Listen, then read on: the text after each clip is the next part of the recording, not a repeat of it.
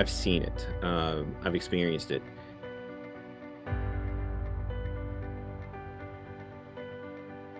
There's a huge need for, in some ways, pastors of pastors.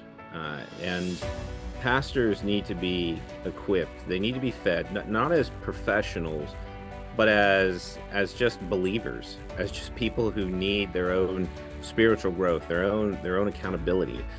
And this is why I think with my time at Southern Evangelical Seminary, part of what SCS gave me was that anchoring in theology, that anchoring, that rock, that during those tough times as a pastor, I could cling to them. I served as a youth pastor. I've served as a senior pastor. And the thing that when you're in church, you're not there to grow. You're there to maintain, to direct, to organize. And even when it comes to, who's going to lead the study, it's going to usually fall back on me. There's always something I have to do, and that's fine. That's what I'm there for. I'm there to serve. But you can serve yourself dry. And when that happens, you can put on the face. And I shared this just last Wednesday night with my church. I had to actually take over for the lead pastor. He wasn't able to show up. And this is why having multiple pastors at a church is so helpful. He couldn't show up. He said, "Hey, can you take it?" I said, "I'm on it. We're doing tough questions." And, it was, I found out just a few hours beforehand. So we just had open mic. We just said, all right. And again, SES taught me how to handle this. I just went in, what are your questions? We're just going to field whatever they have. And we were discussing the issues within our day and issues related with sin and such. And it wasn't so much an apologetic discussion, but it was a very real discussion. And I got to share with my church, as I said, right now I'm leading the discussion and I look all happy. And, so I know I get serious. I drop my eyebrows, but, I've trained myself. I've literally, as a pastor, you train yourself to hold your face. So that way people are like, "Oh, what's wrong, Pastor?" So I literally put on the face and I look at my group, there's about 30 people in there. And I said, I've got the face, I've turned everything on. We're having a great time, great discussion. But I said, right now, I'm miserable. Like right now, I am cranky. Everything irritates me. I'm having a really bad day. And I have to sit in front of you. And all of this has to be nice and good because that's, as a pastor, you come in the doors and you have to be on. You're not allowed to have a bad day. You're not allowed to come in like whatever bad you're having, you got to leave that in the car. And that's a stress many pastors, I think, don't know how to deal with. Pastors are struggling across the board. And I don't have the statistical data. You don't have to. If you've been a pastor for a while, you know that it's probably worse than what the numbers are showing.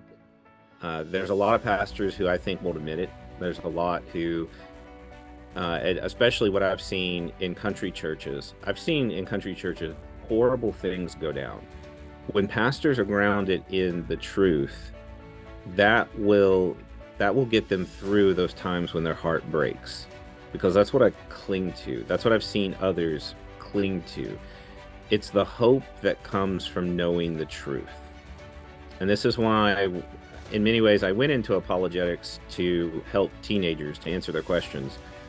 But what it ended up doing for me is giving me not just simply answers, it gives truth. And that truth lasts.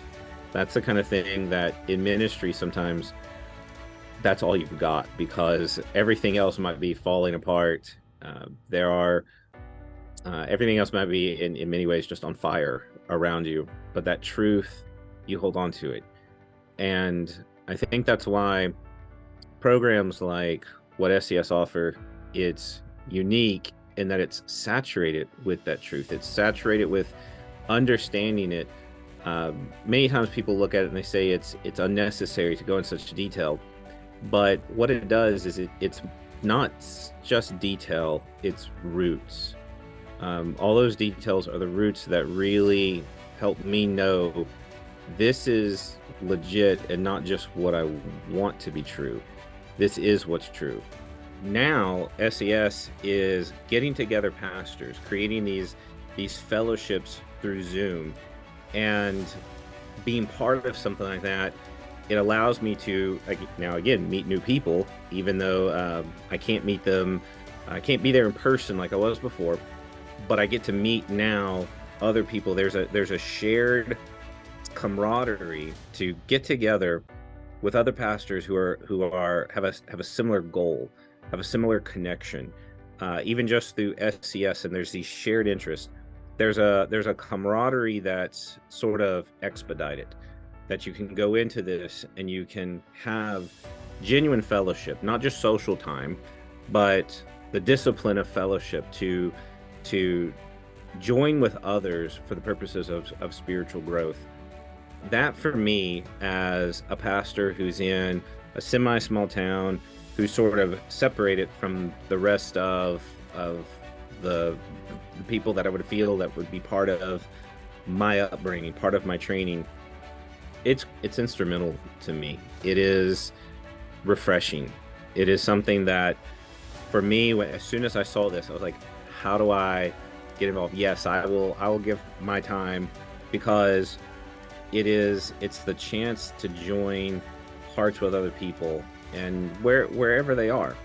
And there's this, again, sense that if we're all facing the same kinds of challenges, how do we bring truth in? How do we stay faithful to Scripture? Hi, I'm Dr. Thomas McCuddy. I joined up with SCS literally 20 years ago, 2003. And for 20 years, SCS has been a part of my life. And here recently, the Steadfast Leaders Network that SCS has initiated, it has brought a breath of fresh air into my life. It has joined me with like believers, and I encourage you to give to support what SCS is doing, because they're not just training the next generation, they are pouring into the lives of the generation now that desperately need it. And so I encourage you to give and support the Steadfast Leaders Network.